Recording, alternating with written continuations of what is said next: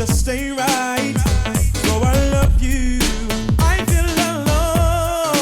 Why don't you love me the way that you used to?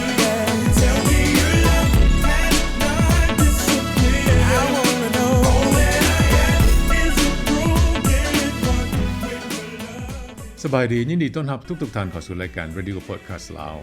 รายการที่พวกเราจะได้เว้าร่วมกันถึงเรื่องเกี่ยวกับการใช้ชีวิตแนวใดให้มีความสุขอยู่ในออสเตรเลียนี่แม่นเควินวันธนวงศ์ผู้ดำเนินรายการ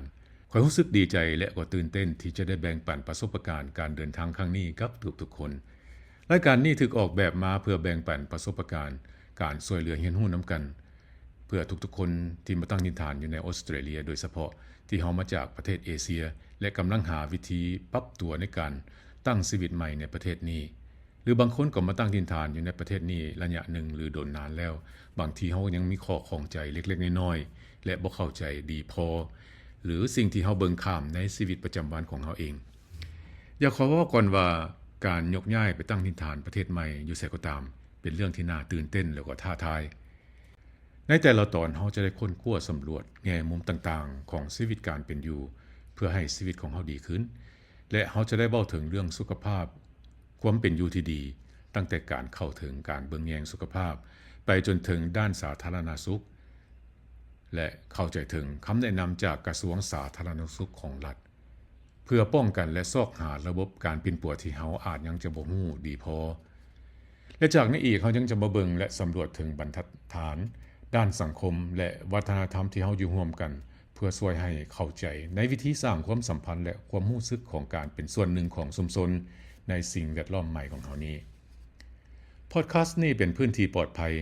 เฮาจะแบ่งปันประสบการณ์สลองเว้าถึงความสำเร็จของบางคนและความผิดพลาดเพื่อเรียนรู้ให้ความแนะนำและแก้ไขสนับสนุนซึ่งกันและกันบ่ว่าผู้ที่หาเข้ามาตั้งถิ่นฐานใหม่หรืออยู่นี่ระยะหนึ่งแล้วก็ตามเป้าหมายของเฮาก็คือซอกหาข้อมูลที่เป็นประโยชน์ให้ได้ศึกษาเรียนรู้นำกันเพื่อจะเฮ็ดให้ชีวิตของเฮามีความสุขเพิ่มขึ้นขอขอบใจที่เข้ามาติดตามมาฟังและค่อยรอท่าร่วมเดินทางเส้นนี้กับทุกๆคนเพื่อไปสู่โอกาสที่ดีขึ้นพร้อมกับการรักษาวัฒนธรรมรากฐานของเฮาเอาไว้ร่วมกันหวังว่าคงจะช่วยให้การดำเนินชีวิตของพวกเฮาง่ายขึ้นและจะเป็นการสร้างความสุขและความภูมิใจร่วมกันพบกันใหม่ในเอพิโซดหน้าสบายดีเราอยู่ใส่เราแม่นไผ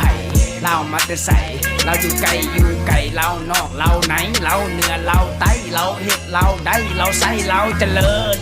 เราออกเราตกเราซ่อนเราสุดเรากลางเราสูงเราลุ่มเราถึงเราคักเราแน่เราคานออกมาจากท้องพ่อท้องแม่เราแท้ๆเรา 100% เราโตเป็นเราเฮ็ดให้เห็นเราคนใจเย็นเราเป็นกันเองเราคนใจใหญ่เราคนใจดีเราบ่ขี้ทีเรามีไมตรีเรามีน้ำใจเราบ่มีพิษมีภัยเราไปทุกบอนเราฮ้อนเราหนาวเราขาวเราดำเราเฝ้าเราฟังเราฟ้อนลำบงละเตี้ยลงต่ำๆเราดุเรามันเราขยันละขันแข็งเราห้องเพลงให้ฟังเราแบ่งปันห้อยยิ้มเราบ่ลืมบ้านเกิดเราบ่ลืมกินลืมแต่เรามีแค่ให้เป้าแอวเรา